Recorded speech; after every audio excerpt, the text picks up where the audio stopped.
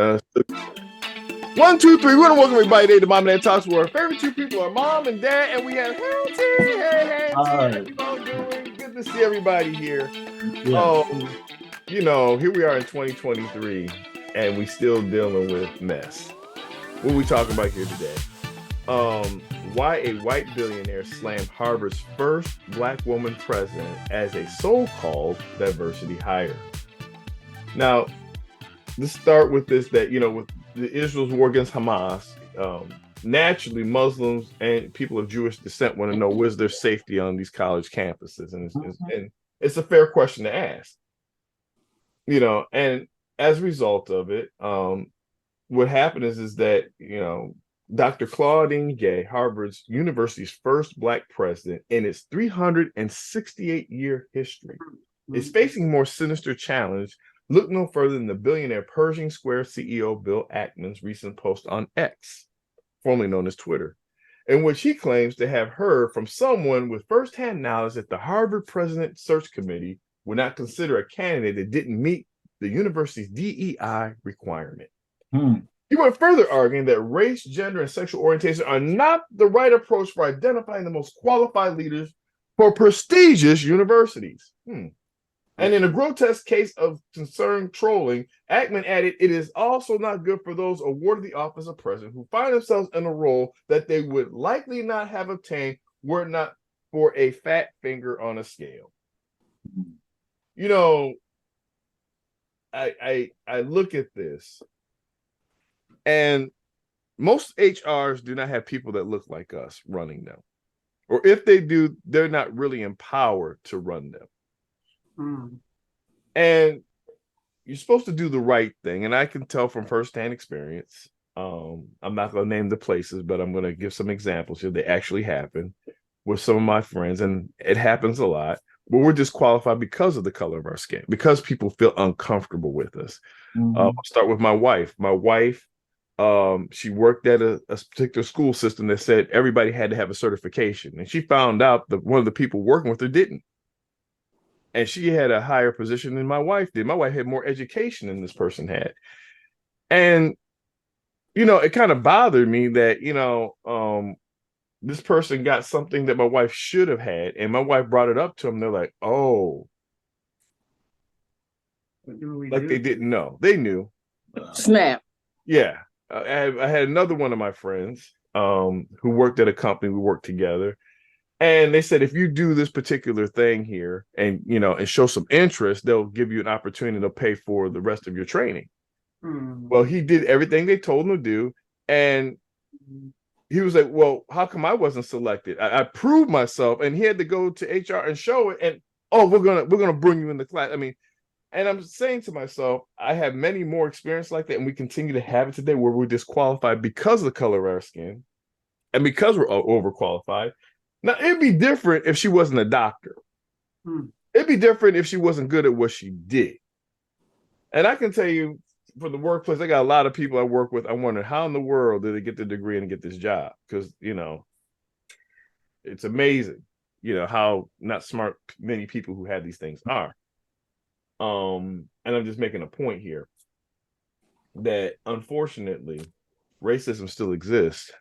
And here's a person who's probably more than qualified to have this position and to get attacked like this by someone of this. And they always say, I heard from somebody. Well, give us the person's name that you heard from. Give us to us so we can clarify. Otherwise, you're just making baseless claims. And I'm just disturbed by we're still in 2023. And, we still have this craziness that we have today. What are your thoughts on this story? My thoughts are it's been an old practice that there are ceilings for us as minorities, but the people that are in power, there's no ceiling. They can move up as far and as fast as they want to. For instance, a friend of mine who's deceased now wanted to start a hot rod shop. And he didn't even have a job. But he got the money, started up this hot rod shop right down here on Main Street. And it thrived for a little while. Mm-hmm. And you kind of wonder how in the world that happened. Good That's point. because he had the right last name of people Mm-hmm. in power, even though he didn't have a job, Mm-hmm. and he got the job and he got the money. Yeah. So And the that support. and the support. And the support. So that always happens, but it's usually in the background. It's Mm-hmm. not a matter of public records. Mm-hmm. But I'm surprised that this billionaire is so bold as to call her out and place his name on the call out. You know, and I wonder if he probably doesn't have any black people. I don't know. I'm just saying he probably doesn't have black people working for him next to him. If he does, they probably have lower positions. I don't know. But more than likely, if you had qualified minorities, you wouldn't say that.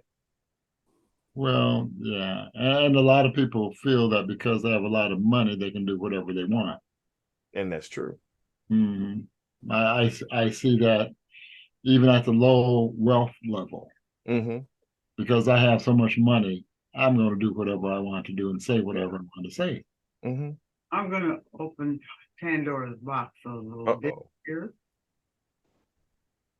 I am questioning the when a person is qualified to run for a high office, political office. Let's say that I want the highest office of the country. Mm-hmm.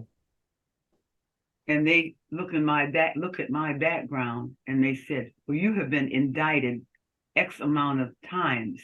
Mm-hmm.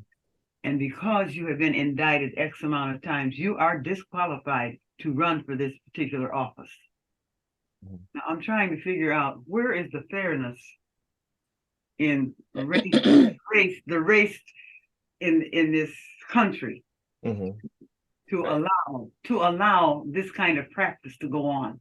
Well, you know, Mom, unfortunately, you know, we talk about this a lot because you guys experienced it. You guys lived through overt racism, and then you lived through covert racism. We'll disguise it, dress it up, and play around. And you guys seen a lot of ugly stuff, and then you see this coming back. It's almost like, well, we just want to be racist, and that's it. And that's the tones I hear. And you know, Hantie, I want to hear your thought behind the story real quick before we continue on here. What are your thoughts on this story?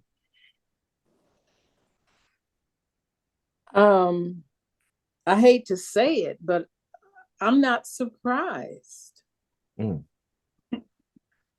because of you know, I live and I'm black every day.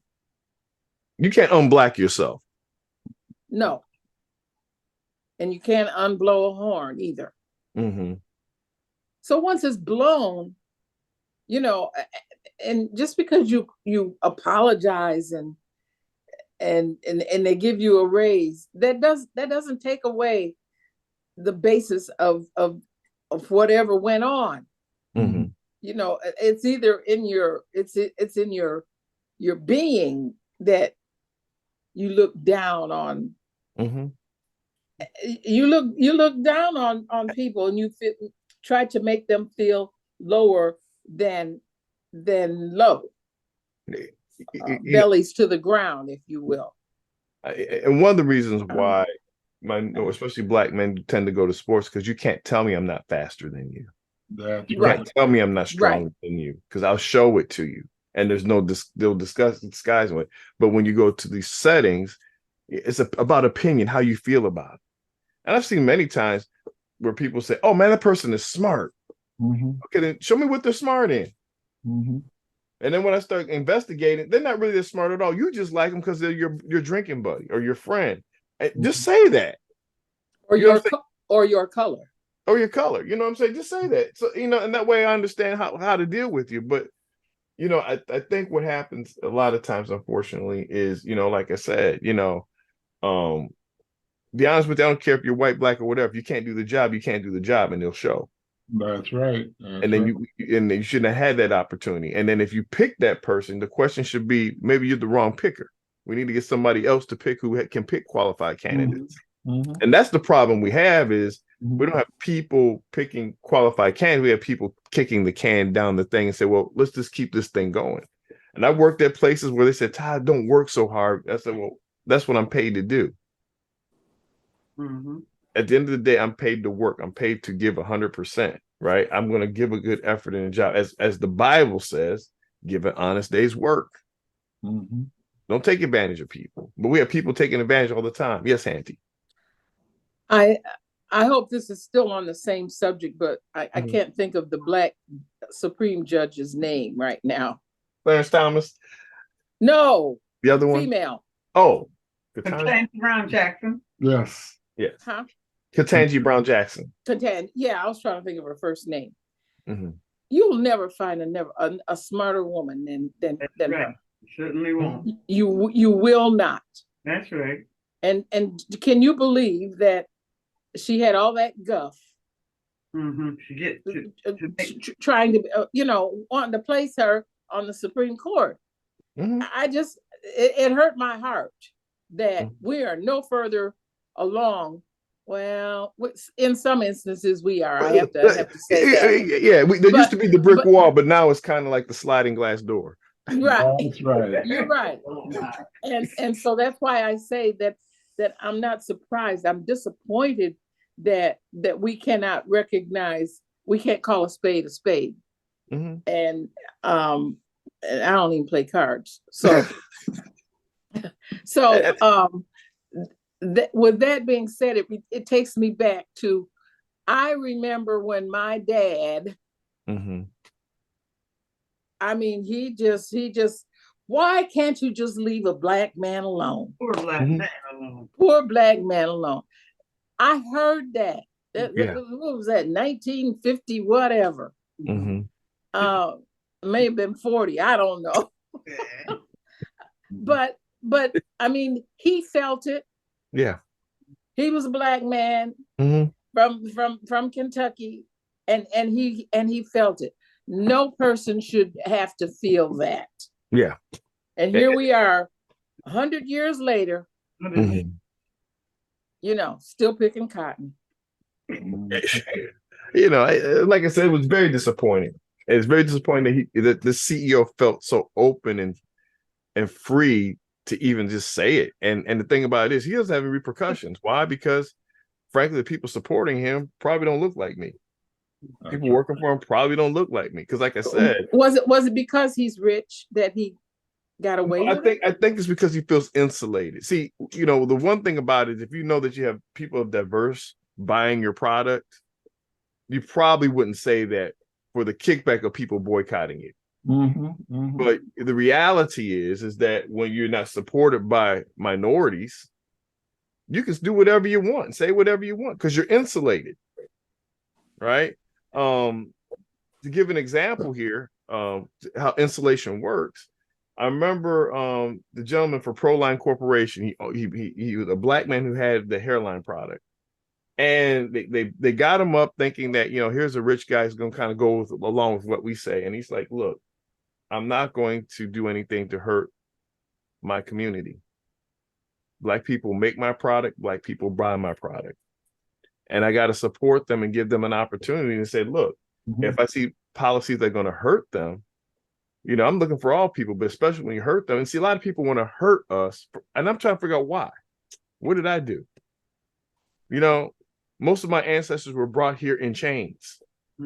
I mean, we weren't, we didn't come voluntarily over here. We were brought in chains, folk, and then told after we're here, okay, now survive. Mm-hmm. And then sometimes I'm told, go back to Africa. I don't even have an address to go back to. How they get here? Right. You know what I'm saying? You took that away. I don't even know what way to get back. Yeah, I'm saying this doesn't even make any sense.